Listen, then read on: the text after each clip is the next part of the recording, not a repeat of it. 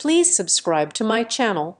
This is my sincere request to you. I paid $150,000 for my daughter's dream wedding in Paris only to be told I wasn't welcome. Not because I was abusive, not because I caused a scene, but because I don't speak French. She emailed me and said my presence would embarrass her in front of her aristocratic in-laws, that I should stay home quietly, like a problem she needed to hide. So I stayed silent. I didn't argue. I made one decision instead. The next morning, I woke up to 23 missed calls. Before we go any further, thank you for being here with me. If you're watching right now, comment where you're watching from and tell me, have you ever felt like a walking wallet in your own family? And just a quick note before we continue. This story includes a few fictionalized elements added for storytelling and educational purposes. Any resemblance to real people or places is coincidental, but the message behind it is absolutely real. My name is Harrison Cole.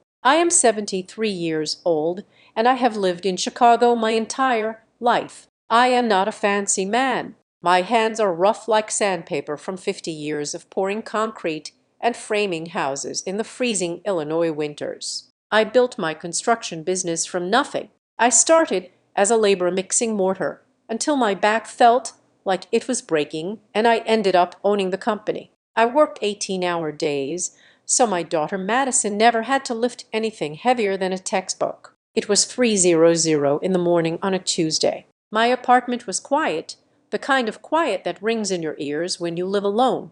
On my dining table sat a battered leather suitcase I had bought 20 years ago. Next to it was a first-class ticket to Paris for a flight leaving at 10:00 in the morning. I was supposed to be excited. My little girl was getting married in a castle in France. A real castle, the Château d'Elite. I had seen the pictures. It looked like something out of a fairy tale movie. It should have been the proudest moment of my life. I was folding my best suit, the charcoal gray one I bought specifically for this trip, when my phone buzzed on the table. The screen lit up the dark room. It was an email from Madison. The subject line made my stomach drop. It just said, "Do not come urgent."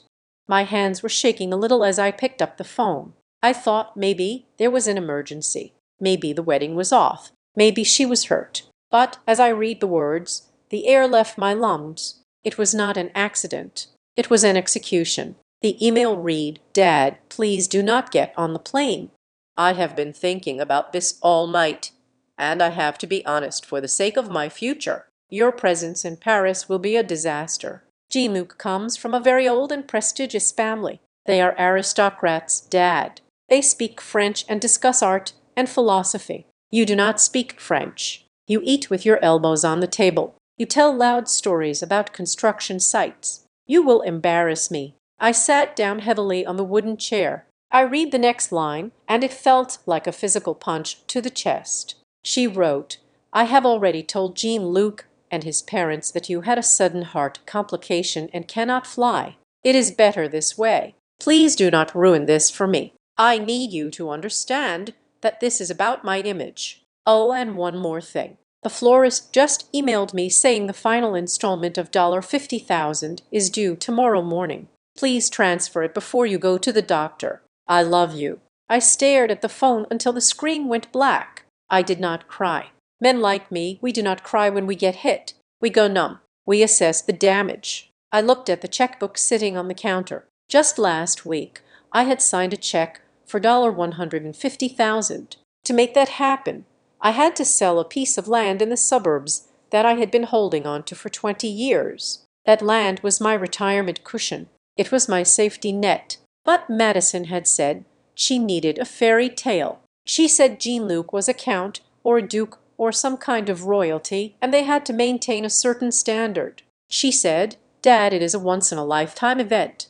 So I sold the land. I wired the money. I looked around my apartment. It is a modest place. 2 bedrooms, old furniture. I drive a Ford truck that is 10 years old. I have never bought myself a luxury car. I have never bought designer clothes. Every extra dollar I ever made went into Madison, private schools, ballet lessons, summer camps in Europe, university tuition that cost more than my first house. I wanted her to have the world I never had, and apparently I succeeded. I gave her a world where I no longer fit in. I sat there in the dark for a long time. I remembered the day she was born. I remembered holding her in the hospital parking lot, promising her that I would always take care of her. I remembered her high school graduation when she looked at my work boots and asked me to wait in the car so her friends would not see me. I should have seen the signs then. I picked up the phone and dialed her number. It was 10:00 in the morning in Paris. She should be awake. She answered on the second ring. In the background, I could hear clinking glasses and loud laughter. There was classical music playing. "Hi, Dad," she said. Her voice was breezy and light. "Did you get my email?" "Yes, I got it," I said. My voice sounded raspy. "Okay, good," she said. "Look, I know you are probably a little hurt, but you have to be realistic. Jean-Luc's mother is a countess. She is very particular. If you were there stumbling around trying to order food in English, it would just be awkward for everyone. This way is better. You can rest and take care of your heart." "My heart is fine, Madison," I said. "It is a metaphor, Dad." She sighed. "It is a white lie to save face. Everyone wins. You stay comfortable in Chicago and I get my perfect day. Did you send the 50,000 for the flowers yet? The florist is being really annoying about it." I heard a male voice in the background. It was Jean-Luc. He was speaking English, but with that thick accent I had only heard once on a video call. "Tell the old man to hurry up," he shouted. "The champagne vendor is here, too." Madison laughed. "You hear that, Dad? We are under pressure here. Just wire the money and we will FaceTime you during the ceremony." "Okay." She did not even ask how I was feeling. She did not apologize. She just wanted to make sure the check cleared. I realized then that I was not her father. I was not a person to her. I was a resource. I was an ATM machine that breathed. I looked at the photo of my wife Catherine on the mantel. She passed away 10 years ago. She was the soft one. She always told me I was too hard on the crews at work, but too soft on Madison. She used to say, "Harrison, you are teaching her that money grows on trees." I looked at Catherine's smiling face and I whispered, "I am sorry, honey, but our little girl is broken."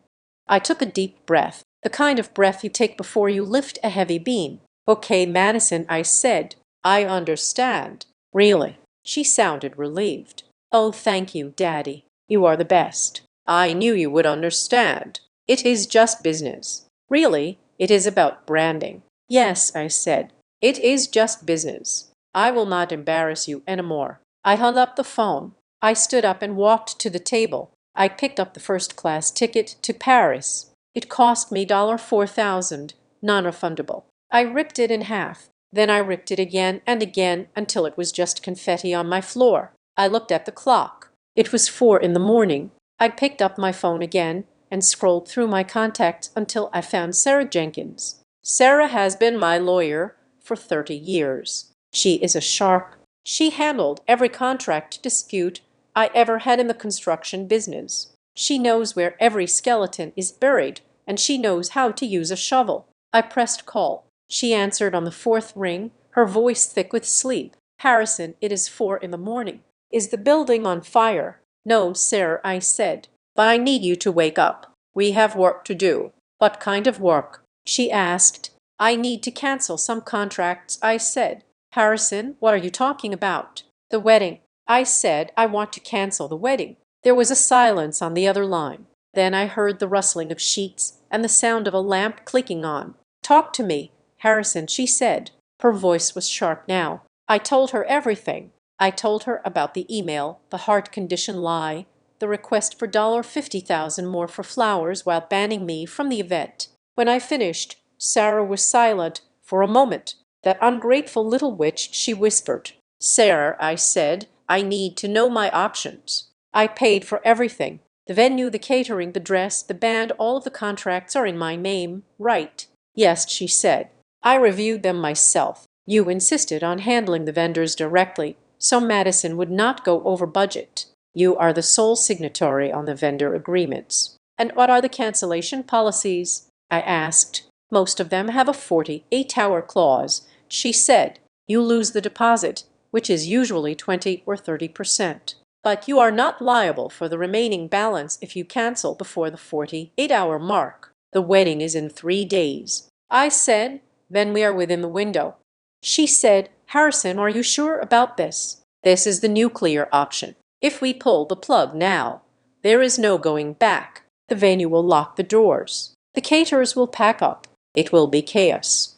I looked around my empty apartment. I thought about the 50 years of sweat and back pain. I thought about the disrespect in Jean-Luc's voice calling me the old man. I thought about Madison being ashamed of the hands that paid for her lifestyle. Do it, I said. Cancel everything, Sarah. The castle, the food, the music, the dress. If she wants a wedding, she can pay for it herself. Consider it done, she said. I am firing up my laptop right now. Harrison, go make yourself a coffee. This is going to be a long morning. I walked into my kitchen and started the coffee pot. The smell of dark roast filled the small room. I sat by the window and watched the sun start to rise over the Chicago skyline. I felt a strange sensation in my chest. It wasn't guilt. It wasn't sadness. It was relief. For the first time in 28 years, I was done being the wallet.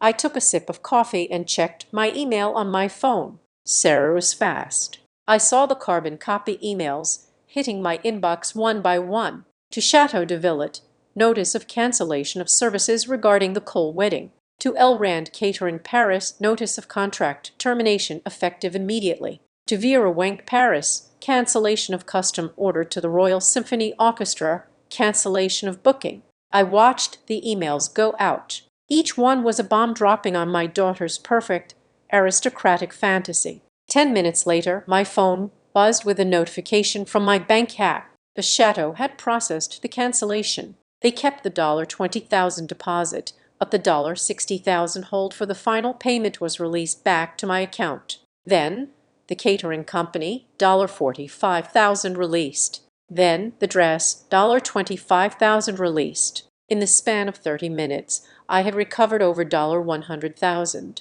But I knew the money wasn't the point. The point was what was happening in Paris right now. It was midday there, lunchtime. Madison and her in-laws were probably sitting down for a tasting menu or touring the grounds of the castle. I imagined the moment the venue manager would walk up to their table. I imagined the polite but firm French accent telling them that the credit card on file had been removed and the contract voided. I imagined the look on Jean-Luc's face when he realized the gravy train had just derailed. I poured myself a second cup of coffee. My phone sat on the table. The screen was black and silent, but I knew it wouldn't stay that way for long. The storm was coming, and for the first time in my life, I wasn't going to try to shelter Madison from the rain. I was going to let her get wet. I leaned back in my chair. Let them call. I whispered to the empty room. I am not a diplomat. I am a builder, and today I am tearing it all down.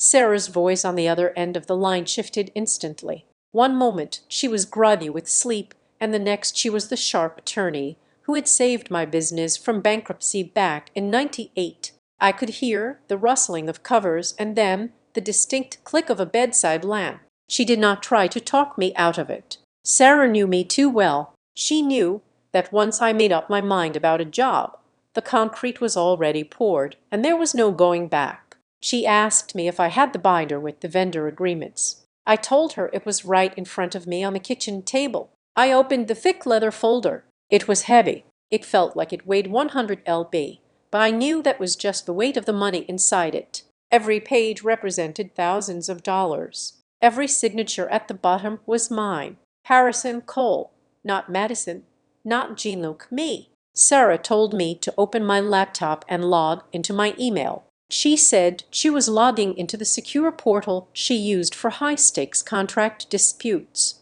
She explained the legal standing clearly. Because I was the sole financier and the signatory on every single document, I held the power of the purse. The contracts were standard service agreements. They all had a cancellation clause. It was the 48-hour rule. If the client cancels more than 48 hours before the event, the vendor keeps the non-refundable deposit, but is legally obligated to release the hold on the remaining balance. It was Tuesday morning in Chicago. The wedding was Saturday evening in Paris. We were well within the safety zone. We had time, but not much. I pulled up the first contract, the Chateau de Valet, the venue. It was $60,000 rental fee for the weekend, $60,000 for a building that was just stone and mortar like any other building I had ever constructed. But this one had history. It had prestige. It was the stage Madison needed for her performance as a future aristocrat. I looked at the clauses.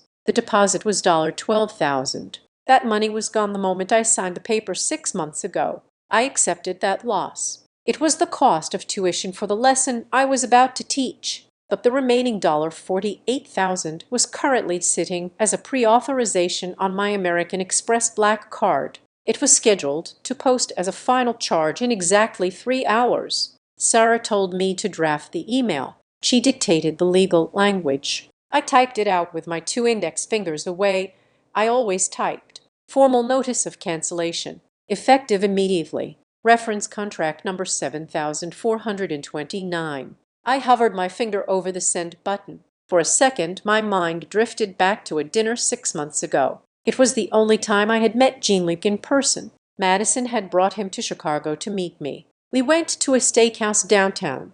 I was wearing my work boots because I had come straight from a site inspection. They were Red Wings, good leather, expensive, but they were covered in a fine layer of dust. I remembered Jean-Luc looking under the table. He nudged Madison and whispered something in French. Then he looked at me and switched to English. He said, "Mr. Cole, in France, we have a saying, you can tell a man's worth by his shoes. It is a pity you do not invest in better quality." He laughed, a small superior laugh. Madison laughed with him. She said, "Oh, Jean-Luc, Dad is just practical. He does not understand fashion." I did not say anything then. I paid for the $300 dinner.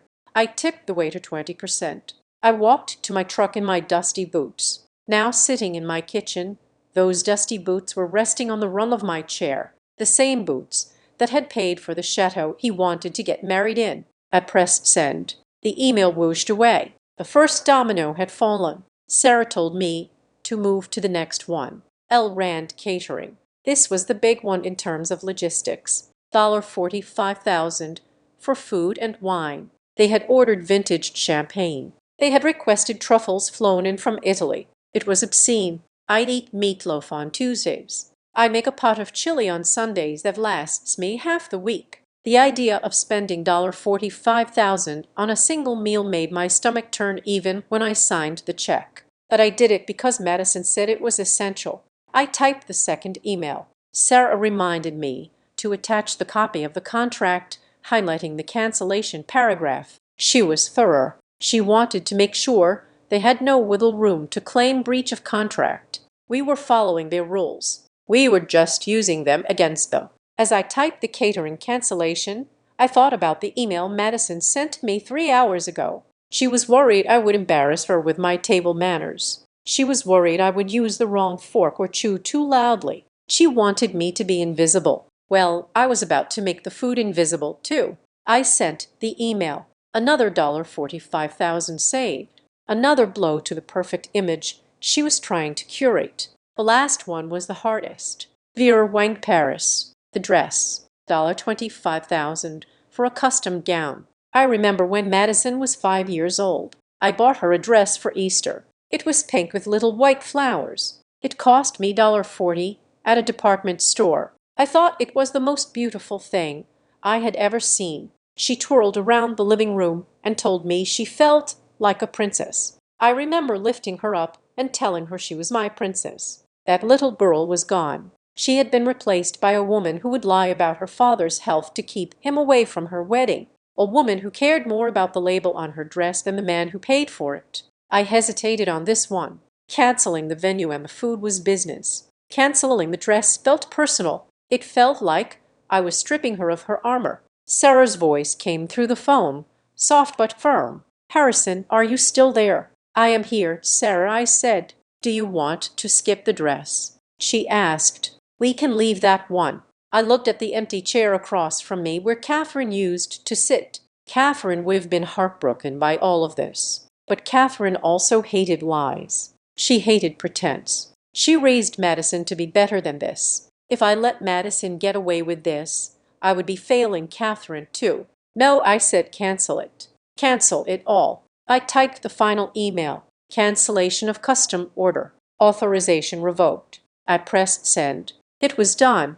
I sat back in my chair. The adrenaline that had been fueling me for the last hour started to fade, replaced by a cold, hollow feeling. I had just detonated a bomb in the middle of my daughter's life. I knew exactly what the blast radius would look like. Sarah told me she would handle any legal pushback from the vendors. She said she would draft a cease and desist letter if they tried to contact me directly. She told me to turn off my phone notifications and try to get some sleep. I thanked her and hung up, but I did not turn off my phone. I placed it face up on the table next to my coffee mug. I watched the screen. 5 minutes passed, then 10. Then the first notification appeared. It was an automated reply from the chateau. We have received your request for cancellation. It said, per our policy, the credit card on file has been removed from the reservation. Your booking has been voided. Please allow 10 to 15 business days for the release of funds.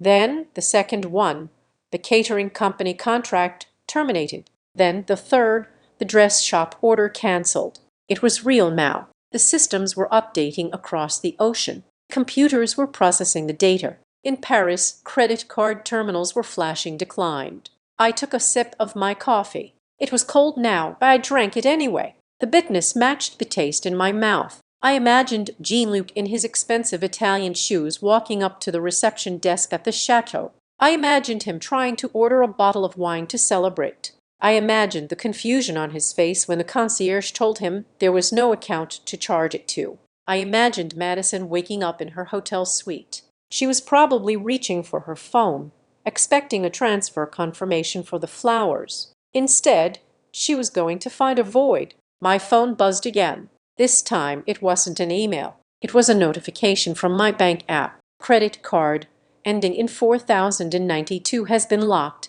by user request. I had done that part myself right before I called Sarah. I froze the card. Even if they tried to force a charge through, it would bounce. I had cut the line. The safety net was gone. I looked out the window. The sun was fully up now over Lake Michigan. The city was waking up. People were going to work. Construction crews were pouring concrete. Life was going on. But in Paris, my daughter's world was collapsing. I did not feel happy. I did not feel triumphant. I felt like a man who had just amputated his own arm to stop an infection from spreading. It hurt. It hurt like hell, but I knew it was necessary to survive. I poured another cup of coffee and waited. The silence in the apartment was heavy. It was the calm before the storm. I knew that in a matter of minutes, that phone was going to start screaming. I knew the insults were coming, the tears, the rage. Let them come. I was Harrison Cole. I had weathered blizzards, recessions, and the death of my wife. I could weather the anger of a daughter who forgot where she came from. I took a deep breath and watched the phone. The screen lit up. Incoming call, Madison. I let it ring. I watched the phone vibrate against the wood of my kitchen table. It started as a low hum, a single buzz that I could have ignored, but then it came again and again. Within seconds, the phone was not just buzzing. It was dancing across the surface like a jackhammer trying to break through concrete. The screen lit up the dark kitchen with a strobe light effect flashing name after name. Madison. Jean-Luc. Madison again. Unknown number. Madison. It was 2:00 in the morning in Chicago, which meant it was 8 in the morning in Paris. The city of light was waking up, and my daughter was waking up to a nightmare of my creation. I did not pick it up immediately. I sat there with my cold coffee, watching the chaos I had unleashed. The silence of my apartment was gone, replaced by the aggressive mechanical vibration of 23 missed calls and 50 text messages piling up on the locked screen. It felt like I was watching a demolition countdown. I had pressed the button hours ago, and now the building was finally collapsing. I reached out and silenced the ringer, but I did not turn the phone off. I needed to see this. I needed to witness the fallout. I unlocked the screen and opened the messaging app. The timeline of the texts told a story better than any book I had ever read. It started with confusion. The first message from Madison came in at 1:15 in the morning, my time just as the business day was starting in France. Dad, there is a problem with the card on file for the flowers. It says declined. Please call the bank ASAP. 10 minutes later, another one. Dad, are you awake? The venue manager just called our room. He says there is a flag on the account. Call me now. Then the tone shifted. The denial phase was over and the panic was setting in. Dad, why did I just get an email from Vera Wang saying my dress order is cancelled? This is not funny. Pick up the phone. Then came the rage. What the hell are you doing, Harrison? That one was from Jean-Luc. He had never called me Harrison before. It was always Mr. Cole, or usually just him talking about me in the third person to Madison. Now he was addressing me directly, and he was angry. I scrolled down. The messages became a blur of desperation and threats. You are ruining my life. Everyone is laughing at us. If you do not fix this in the next 10 minutes, I will never speak to you again. You are a bitter, jealous old man. I hate you. I read every single one of them. Each word was a brick being removed from the wall that had separated me from the truth for so long. My daughter did not love me. She loved the lifestyle I provided. And now that the lifestyle was gone, the love had evaporated like water on hot pavement. I went to the voicemail tab. There were 12 messages. I pressed play on the first one. From Madison. She was crying, not the soft tears of a heartbroken bride, but the jagged gasping sobs of a child who dropped her ice cream. Dad, please tell me this is a mistake. The hotel says we have to vacate the suite by noon because the payment for the week was retracted. They are going to kick us out. Jean-Luc's mother is furious. You have to fix this, please. I skipped to the next one. Jean-Luc, listen to me, old man. I do not know what kind of game you are playing, but you are messing with the wrong people. My family is powerful in this city. You will not humiliate us like this. Transfer the funds immediately or you will regret it. I laughed. A dry rasping sound in the empty kitchen. Powerful people do not beg for money from retired contractors in Chicago. Powerful people pay their own bills. But it was the third voicemail that made me freeze. It was from a number I did not recognize. A French country code. I pressed play, expecting another rant from Madison, or maybe a polite but firm legal threat from a vendor. Instead, a woman's voice filled my kitchen. It was loud, shrill, and aggressive. You listen to me, you miserable antique. I stopped breathing. The voice was speaking English, fluent, rapid-fire English with a hard edge to it. It sounded like a mix of New Jersey and South London. It was definitely not the voice of a French aristocrat who had spent her life in salons sipping tea. We had a deal. The voice screeched. Your daughter said you were good for the money. She said you were a silent partner. Silent. You do not get to pull the rug out from under us the week of the payout. We have debts to clear. And if this wedding does not happen, I am coming for you. Do you hear me? I am coming for you, you cheap bastard. The message ended with a violent click. I sat there staring at the phone, my heart hammering against my ribs, not from fear, but from a sudden sharp clarity. That was Madame Beaufort, Jean-Luc's mother, the Countess. I replayed the message. We have debts to clear. Pay out. Madison had told me explicitly that Madame Beaufort did not speak a word of English. She had told me that was why I could not sit at the head table. She said, Dad, she only speaks French and she is very traditional. You would not be able to communicate. But the woman on that recording spoke English better than half the guys I worked with on the construction sites. And she certainly did not sound like nobility. She sounded like a loan shark. She sounded like someone desperate. Why would a French countess be screaming about a payout and debts in an American accent? My gut twisted. I have been in the construction business for 50 years. You develop an instinct for structural instability. You know when a wall is load-bearing and you know when a foundation is cracked, even if it is covered in fresh paint. This foundation was not just cracked, it was rotten. I thought about the timeline. Madison met Jean-Luc a year ago during her study abroad program. She fell in love fast. She told me he was wealthy, titled, and sophisticated. She said his family owned estates in the south of France. But wealthy people do not panic when a vendor payment bounces. They put down another card. They make a call to their private banker. They do not leave screaming voicemails threatening an old man in Chicago at 8 in the morning. And they definitely do not lie about speaking English. I stood up and paced the small kitchen floor. My dusty work boots sat in the corner where I had left them. I realized then that this was not just about my daughter being ashamed of me. This was about isolation. They wanted me to stay in Chicago not because I was embarrassing, but because I was a witness. If I went to Paris, I would see the truth. If I sat at a dinner table with Madame Bouffe, I would realize she was a fraud.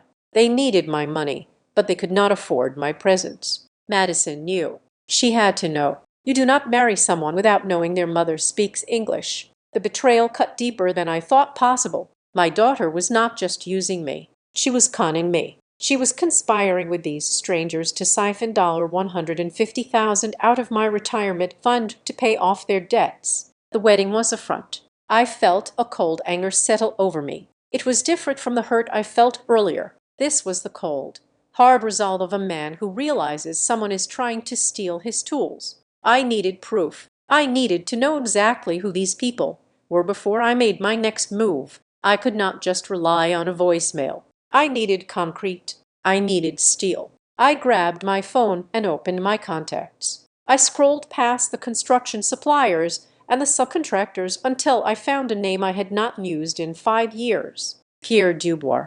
Pierre was an old friend. We met 20 years ago when I was consulting on a hotel project in Lyon. He was the head of security for the development firm. Before that, he was French intelligence. Pierre could find a needle in a haystack and then tell you who made the needle and how much they paid for the steel. He was now running a private investigation firm in Paris. I checked the time, 8:30 in Paris. Pierre would be on his second espresso by now. I opened a new message window. My fingers hovered over the keyboard. I did not want to involve an old friend in my family disgrace. It was shameful, but I needed eyes on the ground. I needed to know what I was dealing with.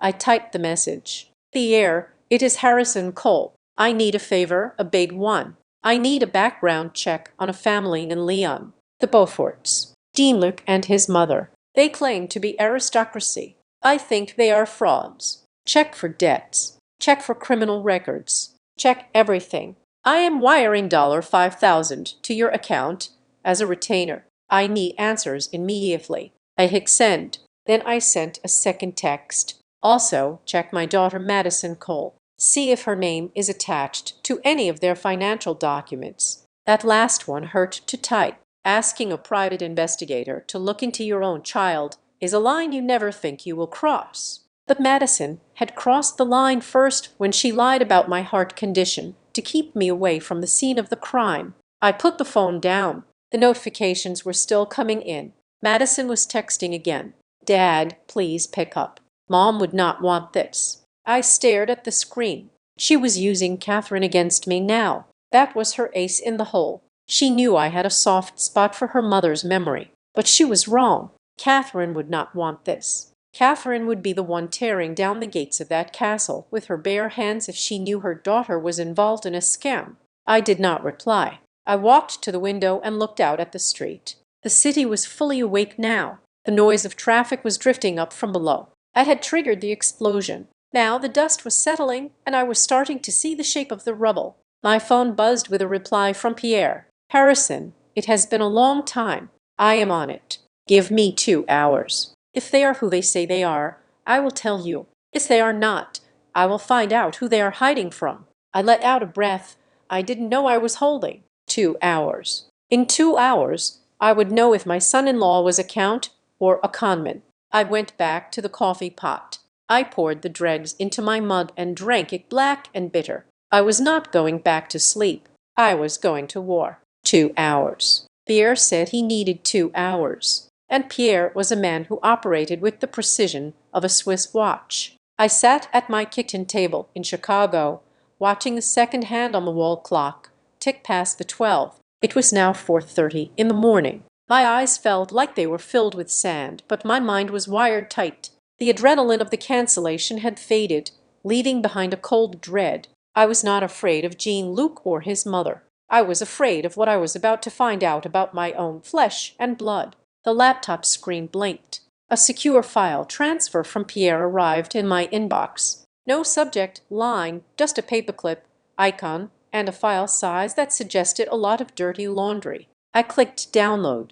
The file opened, and the first thing I saw was a photograph. It was not a castle. It was not a manor. It was a peeling gray apartment complex on the outskirts of Lyon. There was laundry hanging from the balcony railing and a rusted Citroën parked in front. The address listed was the current residence of the Beaufort family. I scrolled down to the financial summary. It was a sea of red ink. The Beaufort family was not aristocracy. They were destitute. Madame Beaufort, the woman who had screamed at me on the voicemail claiming to be a countess, was actually Marie Beaufort, a former shift supervisor at a textile factory who had been laid off 5 years ago. She had a record for passing bad checks and 2 civil judgments against her for unpaid rent. Then there was the boy Jean-Luc. The heir had dug deep. Jean-Luc was 30 years old and listed as unemployed for the last 18 months. Before that, he was an insurance salesman in a cubicle farm. He had been fired for cause embezzlement.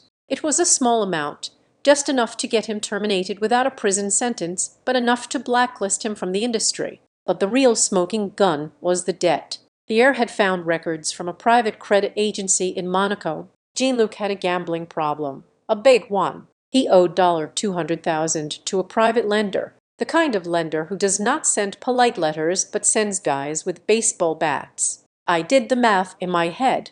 The wedding budget was $150,000 plus the $50,000 Madison had demanded for flowers at the last minute. That was exactly $200,000.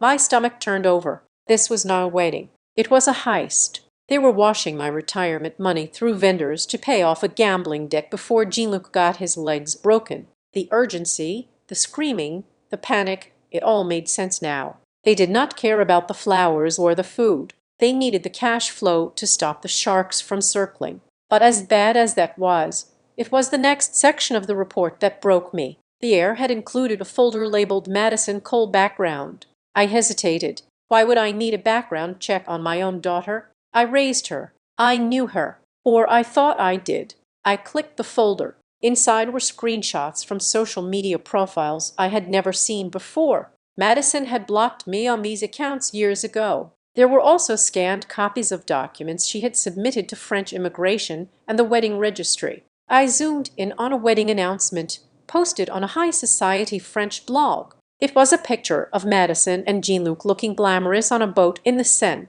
The caption read Jean-Luc Beaufort, Count of Lyon, to wed Madison Cole Aries and daughter of the late Harrison Cole, distinguished American diplomat. The late Harrison Cole. I sat back in my chair and let those words sink in. Deceased. She had killed me. I scrolled further. There were forum posts where she discussed her tragic backstory. She told people her father had died of a heart attack years ago, leaving her a massive trust fund. She claimed her mother was a socialite from New York. She erased 50 years of construction sites. She'd erased the concrete dust and the calluses. She erased the Ford truck and the small apartment. And she erased me. I realized then why she had banned me from the wedding. It was not because I did not speak French. It was not because I would use the wrong fork. It was because if I walked into that room breathing and talking with my rough Chicago accent and my builder hands, her entire house of cards would collapse. I was the evidence that she was a liar. My existence was the only thing standing between her and the fantasy life she had constructed. She had told them I was dead to elevate herself. She had turned me into a ghost so she could play the role of the grieving Ares. I looked at my hands resting on the table. They were shaking, not from fear, but from a rage so deep it felt cold. I had worked until my back gave out to give her this life. I had sacrificed my own comfort, my own retirement, so she could have everything. And in return, she had buried me before I was even cold. The phone rang. It was Pierre calling via an encrypted app. I picked up immediately. Arison, Pierre said. His voice was grave. Did you read the file? I read it, Pierre, I said. My voice sounded hollow to my own ears. They are frauds. All of them. Yes, Pierre said. But Harrison, there is a situation developing right now that you need to know about. My contact at the chateau just alerted me. What is happening? I asked. Madison is at the venue. Pierre said. She is panicked. When your payments were retracted, the manager demanded immediate settlement. or they would call the police to evict them from the property. Let them kick her out. I said, she made her bed. Harrison, you do not understand. Pierre interrupted. She is trying to write a check. A personal check from a French bank account she opened last week. So I asked. The account is empty. Harrison, Pierre said. She knows it is empty. In France, writing a bad check for this amount is not just a civil matter. It is fraud. If she hands that piece of paper to the manager and it bounces, she will be arrested. The police here do not play games with checksums provision. She is looking at prison time, Harrison. I closed my eyes. Prison. My daughter was standing in a castle in France about to sign her life away, not to a husband, but to the French judicial system. She was so desperate to keep the lie alive, so desperate to maintain the facade in front of her fake aristocratic in-laws, that she was willing to commit a felony. She was willing to go to jail rather than admit the truth. And Jean-Luc, where is he? I asked. He is there, Pierre said. He is pressuring her to sign. He needs that venue secured so he can try to leverage it for more loans. He is using her as a shield. Harrison. I looked at the clock. It was nearly 5:00 in the morning. If I did nothing, Madison would be arrested within the hour. She would be humiliated publicly. She would have a criminal record. She would be ruined. Part of me, the part that had been hurt by her email and her lies, wanted to let it happen. It would be justice. It would be the ultimate lesson. But I was still her father. Even if she said I was dead, even if she was ashamed of me, I was the man who taught her to ride a bike. I was the man who put band-aids on her scraped knees. I could not let her go to prison for a con man. But I was not going to save her either, not in the way she wanted. I was not going to wire the money and let the wedding proceed. I was not going to let her marry a man who was using her to pay off gambling debts. I needed to stop the wedding. I needed to expose the truth. I needed to blow the whole thing up in person. Pierre, I said, can you buy me some time? Ow. Pierre asked. Call the venue manager.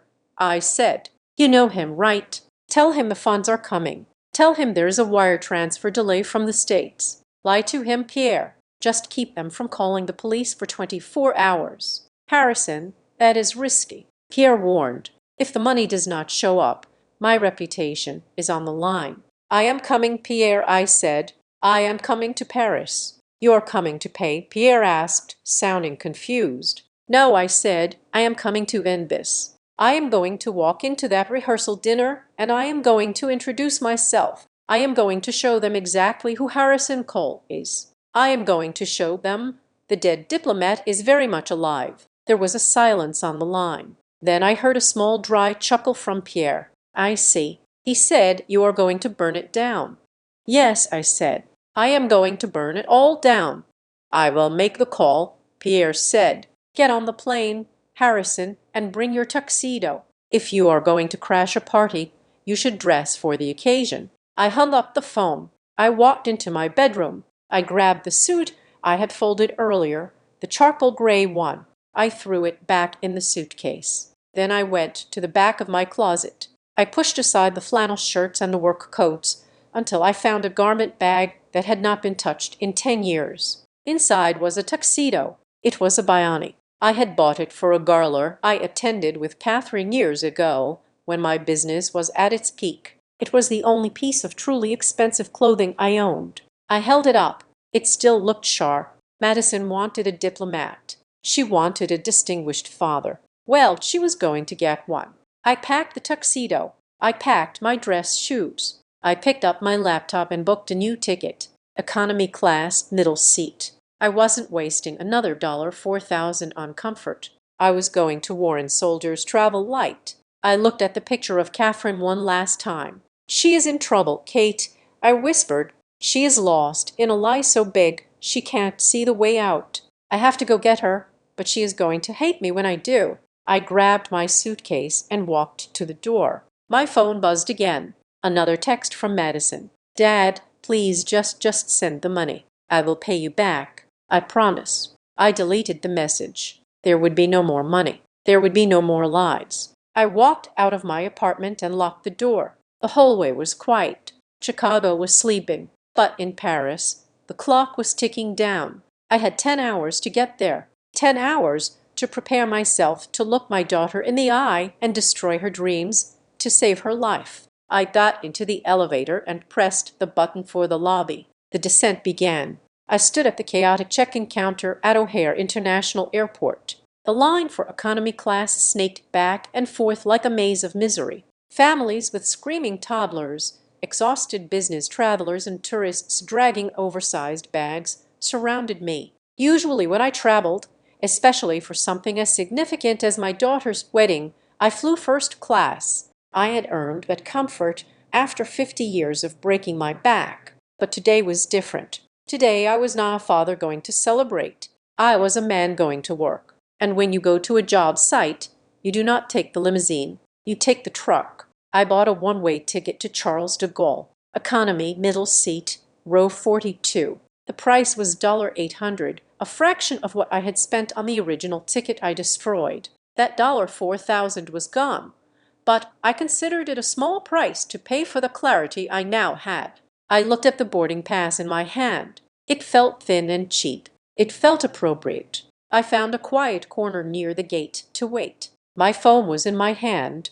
I had turned the ringer back on. I knew she would call. She had to call. The venue manager in Paris would be putting pressure on her by now. Pierre had bought me time with his lie about the wire transfer delay. But Madison would be desperate for confirmation. And sure enough, 10 minutes before boarding, the phone buzzed. Madison. I took a breath. I let it ring twice. I needed to compose myself. I needed to find the voice of the Harrison Cole she thought she knew. The pushover, the wallet, the man who would do anything to stop his little girl from crying. I answered. Hello, Madison. Her voice was breathless. It sounded like she had been running or crying or acting. Dad, I am so sorry. She paused, waiting for me to jump in and comfort her. I stayed silent. I really am. She continued, her voice dropping to that sweet pitch she used when she was 10 years old and wanted a pony. I have been under so much stress. You have no idea. Jean-Luc's family is so demanding and the wedding planner is crazy and I just snapped. I did not mean those things I said in the email. Of course, I want you there. You are my dad. I listened to the performance. It was good. If I did not know she had declared me dead on a French wedding registry, I might have believed her. I understand stress, Madison, I said, keeping my voice flat. Weddings are difficult. Yes, exactly, she said, seizing on the opening. And look, I have a solution. I know your heart condition makes it impossible to fly the lie again. She was sticking to the script, even when apologizing. So, Jean-Luc and I talked. She said, we came up with a compromise. We are going to set up a special iPad right in the front row. We will have a Zoom link just for you. You can watch the whole ceremony live from your living room. It will be like you are right there with us without the risk to your health. Soon, she wanted me to watch the $150,000 event I paid for on a tenant screen from 4,000 m away. She wanted to mute me. She wanted my money in the room, but my face on a tablet where she could turn me off if I looked too working gas. The audacity was breathtaking. It was almost impressive. And, Dad, she added quickly about the payments. The vendors are really freaking out. Since we resolved this and you are going to be there virtually, could you please unfreeze the card or just wire the funds directly? We need to secure the catering for the rehearsal dinner tonight. I looked out the window at the gray tarmac. The plane was pulling up to the gate. It was a massive machine, a vessel capable of crossing oceans. I was about to get on it and fly into a storm she could not even imagine. Pierre had told me to buy time. He said, keep them calm until you get here. So I did something I had never done to my daughter. I lied to her face. You are right, Madison, I said. Zoom is a good compromise. It is safe. I could hear her exhale on the other end of the line. The relief was palpable. Oh, thank God, she said. Thank you, Dad. I knew you would be reasonable. I am at the bank right now. I lied. I am speaking with the manager to override the security hold on the transfers. It takes time because of the international amount, but I am signing the paperwork. You are?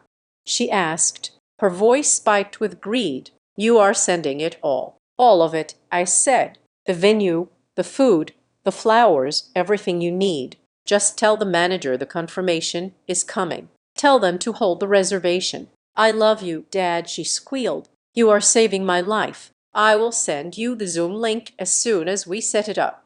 I love you too, honey, I said. And then I hung up. I felt a wave of nausea hit me. Lying to your child goes against every instinct a parent has. We are wired to protect them, to be truthful, to guide them. But I was not protecting her anymore. I was hunting a predator. And predators do not get the truth. They get bait. I had just baited the trap. She would tell Jean-Luc and his mother that the money was coming. They would relax. They would keep spending. They would dig the hole deeper, thinking I was filling it with cash. And when I arrived, I would kick the ladder away. They called my boarding group Group 5, the last group. I walked down the jet bridge. The air was stale and smelled of jet fuel. I found my seat. It was tight. My knees pressed against the plastic back of the seat in front of me. The man next to me was already asleep, his elbow encroaching on my armrest. I did not care. I settled in and buckled the belt. As the plane taxied to the runway,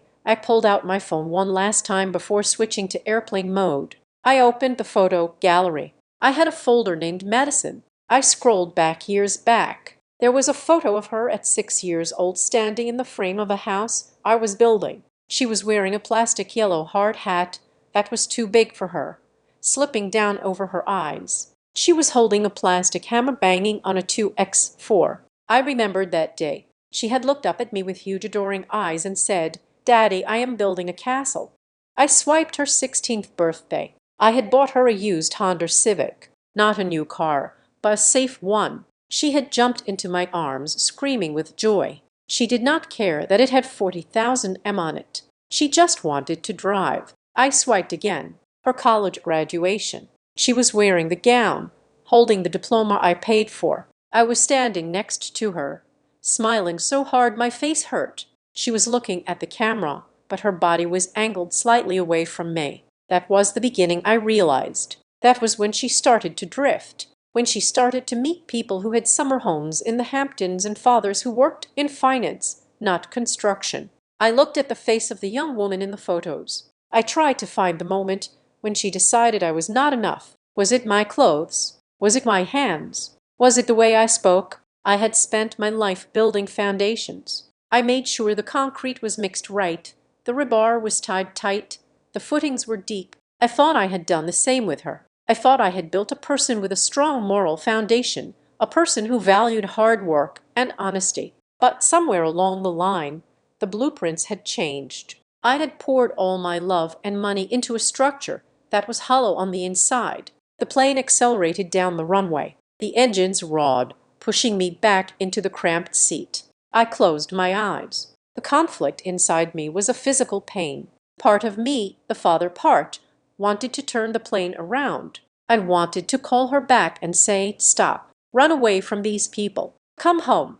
I wanted to save her from the humiliation I was about to inflict. But the businessman in me, the man who had fired dishonest foremen and sued crooked suppliers, knew better. You do not fix a rotten beam by painting over it. You tear it out. If I saved her now, if I paid the debts and let the wedding happen, she would never learn. She would spend the rest of her life thinking she could lie and cheat and use people to get what she wanted. She would stay married to a gambler and a fraud. She would be trapped in a life of deception. Destroying this wedding was the only way to save her future. I put the phone away. I stared at the seat back in front of me. 8 hours to Paris. 8 hours to think about every mistake I had made as a father. I did not sleep.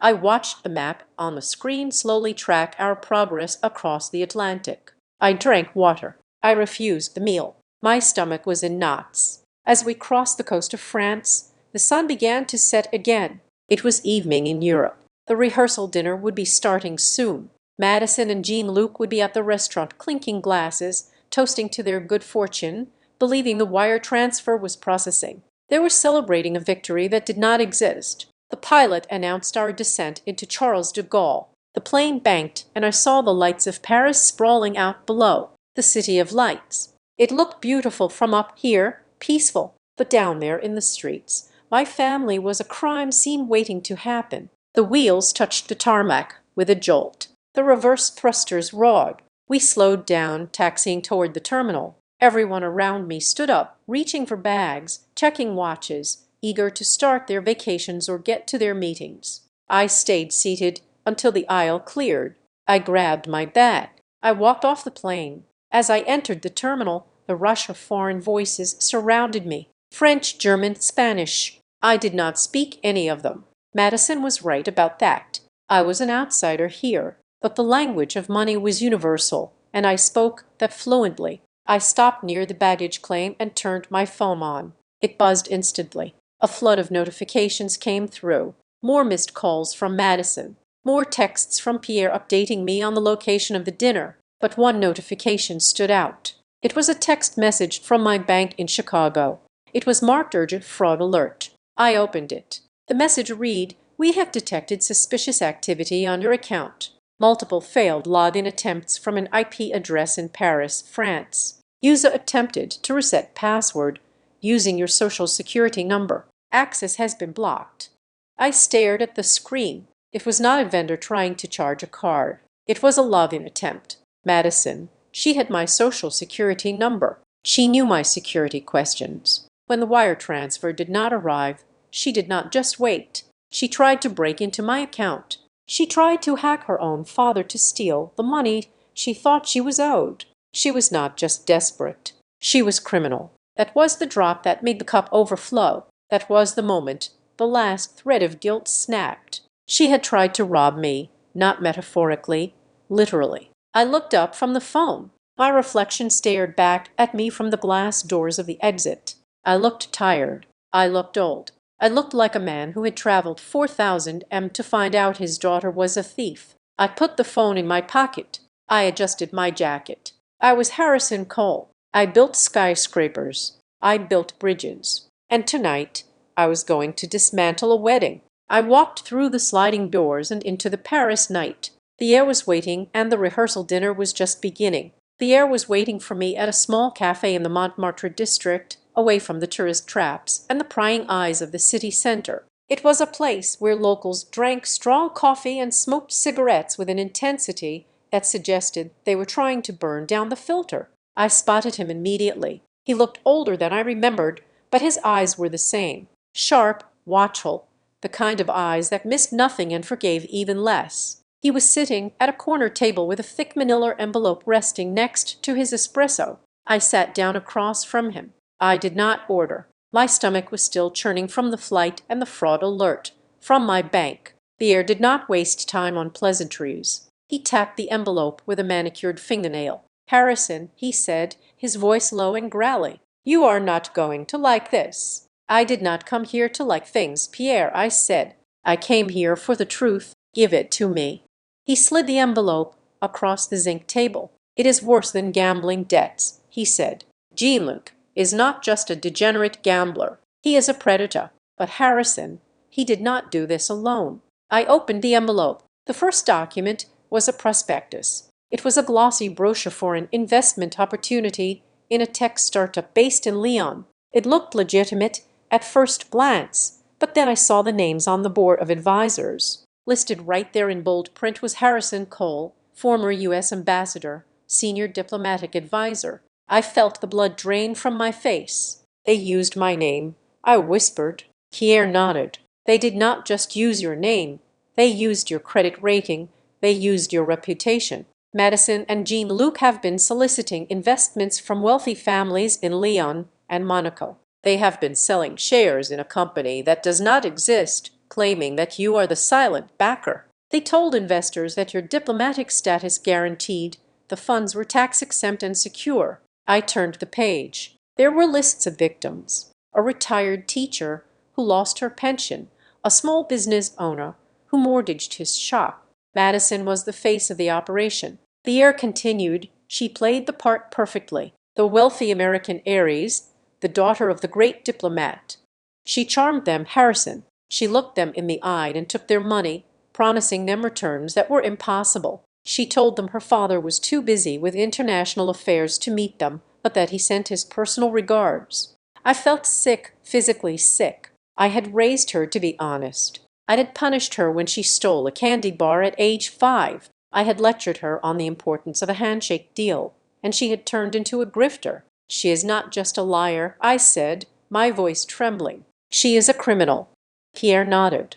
And she is running out of time. The investors are getting restless. They were promised a payout after the wedding. They think the wedding is the merger event where the funds will be released. That is why the wedding has to happen. It is not about love. It is about buying time before the Ponzi scheme collapses. And the debts, I asked. The gambling debts are real, Pierre said.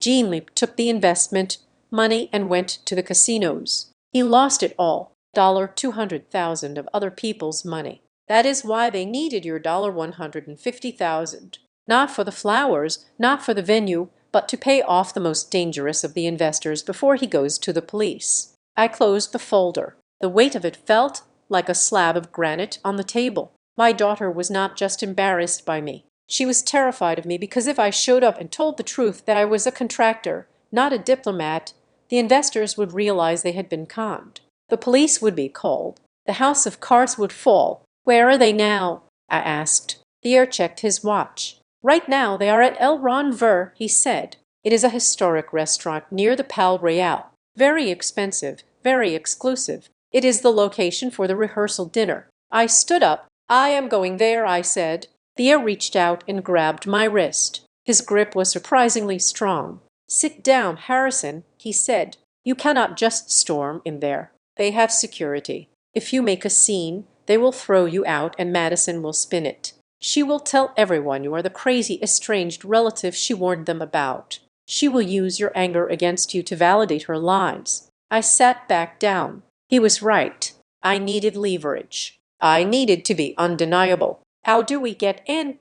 I asked. Pierre smiled. It was a cold smile, a smile that reminded me why he was so good at his job. The owner of El Ron-Ver is my cousin Michel, he said. He called me an hour ago. He is very stressed. Why? I asked. Because the reservation for tonight is for 30 people. Pierre said. The bill is estimated at 20,000, and Madison has only paid a 5,000 deposit. The contract states the full balance must be paid before the first bottle of wine is opened. I remembered the text messages, the panic, the credit cards being declined. She does not have the money, I said. No, she does not, Pierre agreed. She gave Michel a check this morning, a check from that empty French bank account. Michel has not run it yet, but he suspects it is bad. He is holding the table, but he is nervous. He does not want to turn away a high-profile party, but he cannot afford to eat the cost. I reached into my jacket pocket. Before I left Chicago, I had stopped at my bank. I had withdrawn $15,000 in cash and converted another 10,000 into euros at the airport. I was walking around with enough cash to buy a small car. I pulled out a thick envelope of euros. Call your cousin, I said. Pierre raised an eyebrow. Tell him I am buying the debt. I said, tell him I will pay the remaining 15,000 right now in cash. I will cover the entire cost of the rehearsal dinner. And what do you want in return? Pierre asked. I want a seat, I said. I want a seat at the head table. I want them to know that the dinner is paid for, but I want them to think it was a miracle. Do not tell them who paid. Just tell them a benefactor covered it. Let them relax. Let them drink. Let them think they got away with it one more time. And then Pierre asked, and then I said, I want control of the menu and I want the microphone. Pierre laughed. He pulled out his phone and dialed a number. He spoke rapidly in French. I quote the words American and cash and father. He hung up and looked at me. Michel is expecting us, he said. He says if you pay the bill, you can serve them dog food for all he cares. He just wants his money. Let us go, said. We took a taxi to the restaurant. It was not open for service yet. We went in through the back door through the kitchen. The air smelled of butter and roasting meat. It smelled like money. Michel met us in his office. He was a short, round man with sweat on his forehead. He looked relieved to see Pierre and even more relieved when I placed the stack of euros on his desk. He counted it twice. His hands were shaking slightly. Mr. O'Cole, he said in heavily accented English, you are a savior. Your daughter, she's difficult. You have no idea, I said. We made the arrangement. Michelle would tell Madison that the check had cleared. He would tell her that everything was perfect. He would seat the party. He would start the wine service. And then at 8:00 sharp, he would open the doors for me. I left the restaurant and checked into a hotel across the street. I did not want to be far. I walked into my room and threw my suitcase on the bed. I unzipped it. The charcoal suit was there, practical and sturdy, but underneath it in the garment bag lay the tuxedo. I took it out. The black fabric seemed to absorb the light in the room. It was silk and wool, Italian. It cost more than my first car. I stripped off my flannel shirt and my jeans. I took a shower, scrubbing the travel grit from my skin. I shaved carefully. I looked at my face in the mirror. The lines were deep. The eyes were tired, but the jaw was set. I put on the white dress shirt. I fastened the studs. I tied the bow tie. My hands were steady now. The shaking had stopped. I stepped into the trousers and pulled on the jacket. It fit perfectly. I looked at myself in the full-length mirror. The man staring back at me did not look like a contractor. He did not look like a man who mixed cement. He looked like power. He looked like money. He looked like a diplomat. Madison had spent years lying about who I was. She wanted a distinguished father. She wanted someone who commanded respect. She wanted a man who could stand in a room of aristocrats and not look out of place. Tonight, I was going to give her exactly what she wanted. I was going to play the role she had written for me, but the script was mine. I checked my watch. 7:30. The guests would be arriving. Madison would be putting on her designer dress, thinking she had dodged a bullet. Jean-Luc would be laughing, drinking champagne paid for by a man he thought was a fool. They thought the silence from Chicago meant defeat. They thought I was sitting in my apartment crying over a broken heart. They had no idea I was across the street, adjusting my cufflinks. I walked to the window and looked down at the entrance of El Ranver. I saw a limousine pull up. I saw Madison step out. She looked beautiful. She looked happy. She looked like a fraud. Jean-Luc stepped out after her, holding her hand, whispering something in her ear. They walked into the restaurant like they owned the city. "Enjoy the appetizers," I whispered to the glass. I put my phone in my pocket. I grabbed the room key. I walked to the door. It was time to introduce myself. I am Harrison Cole, and tonight I am the ambassador of truth. El Ranver is a place that smells of history and old money. The walls are lined with gilded mirrors and hand-painted fresco. The velvet banquet-seats are a deep, rich red. It is the kind of place where Napoleon Bonaparte used to dine. It is the kind of place where a concrete contractor from Chicago should feel small and out of place. But as I stood outside the heavy oak doors, checking my cufflinks one last time, I did not feel small. I felt like a wrecking ball painted in gold leaf. Inside, the atmosphere was loud and celebratory. Through the crack in the door, I could see the long table set for 30. The crystal chandeliers cast a warm glow over the guests. They were a mix of Jean-Luc's family and the so-called investors that Pierre had told me about. They looked the part. Men in sharp suits, women in designer dresses. They were laughing, eating, drinking with the voracious appetite of people who believe the bill is being covered by a ghost. My eyes found Madison immediately. She was sitting at the center of the table next to Jean-Luc. She looked radiant. Her hair was swept up in an intricate chignon, and she was wearing a white cocktail dress that probably cost more than my first work truck. She was holding a glass of red wine, swirling it theatrically. I watched as Michelle, the owner, poured another round from a dusty bottle labeled Chateau Margaux, 1982. The bottle was real, but the wine inside was a 10-table red from the corner store. Pierre had arranged that little detail. It was a test. A true aristocrat would have spit it out immediately. But Jean-Luc took a sip, closed his eyes, and nodded solemnly. "Exquisite," he said, his voice carrying over the chatter. "You can really taste the terroir.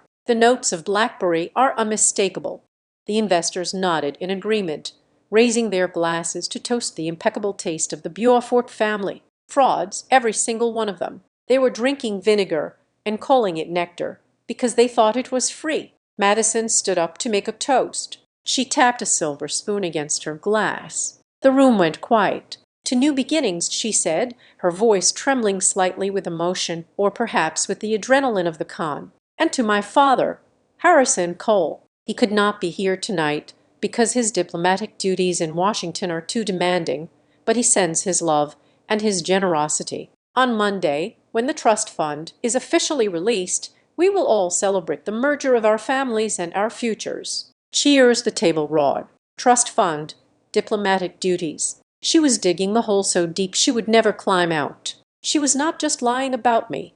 She was selling shares in my imaginary fortune. I signaled to the doorman. He nodded and pushed the double doors open before I walk in and everything freezes. Are you curious how they reacted when they saw me? Comment curious. If you're still here, the next part includes some dramatized details for storytelling. Feel free to stop here if you pref. They swung wide with a heavy dramatic swoosh. I stepped into the room. I did not rush. I walked with the slow, measured pace of a man inspecting a job site, ensuring the structural integrity before signing off on the permit. The brillante tuxedo fit me like armor. The fabric moved with me, silent and expensive. I kept my chin up, my expression unreadable. I looked at no one and everyone at the same time. For a few seconds, nobody noticed. The noise of the toast was still dying down, but then the silence started to ripple outward from the door like a wave. Heads turned. Forks stopped midway to mouths.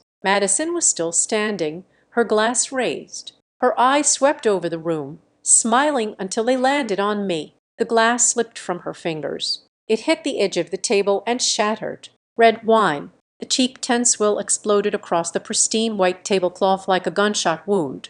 It splashed onto her white dress, staining the silk crimson. She did not move. She did not breathe. She stared at me as if she were seeing a corpse walking. Her face drained of all color, leaving her pale and ghostly under the chandelier light. Jean-Luc followed her gaze. He turned in his chair. When he saw me, his jaw went slack. The arrogant smile he had worn while tasting the wine vanished instantly, replaced by the raw primal fear of a prey animal spotting a predator in the tall grass. I continued to walk. My dress shoes clicked rhythmically on the parquet floor. Click, click, click. A countdown. The room was deadly silent now. The only sound was the dripping of wine from the tablecloth onto the floor. I stopped tennis tea from the table. I stood tall, my hands clasped loosely behind my back. I let the silence stretch. I let them sweat in it.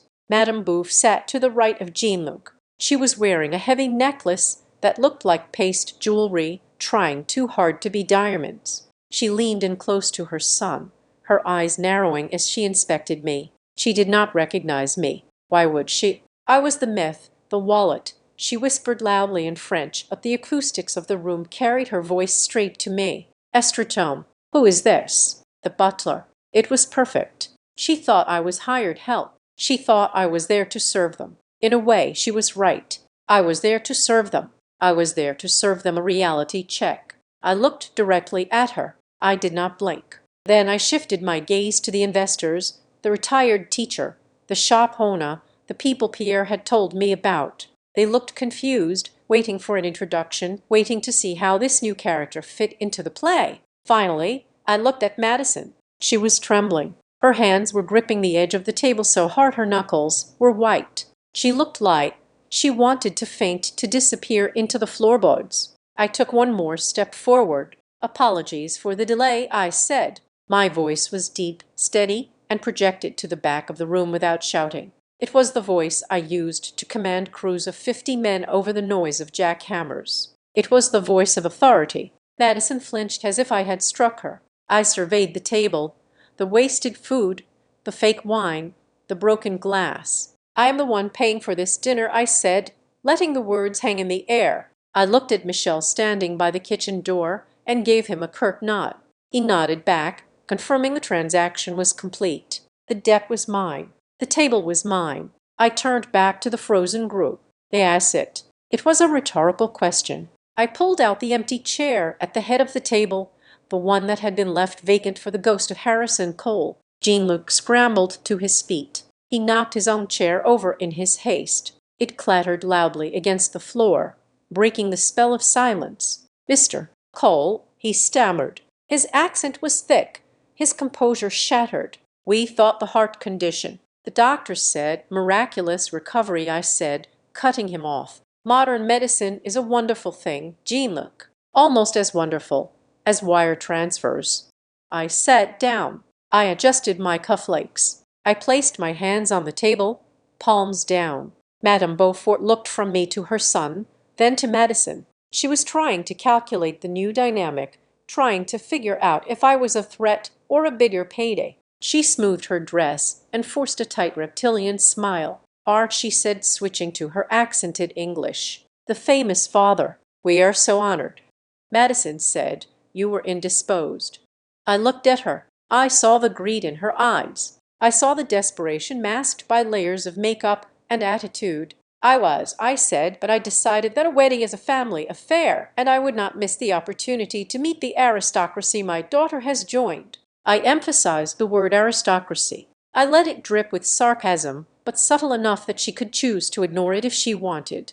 Madison slowly sat back down. She grabbed a napkin and started dabbing frantically at the wine stain on her dress. It was futile. The stain was setting. It was permanent, just like what was about to happen. She leaned toward me. She smelled of expensive perfume and fear. She lowered her voice to a desperate whisper, a sound meant only for me. "Dad, please," she hissed. Her eyes were wide, pleading, terrified. "Do not say anything, please. I will explain everything later. I will do whatever you want. Just do not ruin this. Not in front of them. Please, Dad. Play the part." I looked at her, really looked at her. I saw the little girl in the plastic hard hat.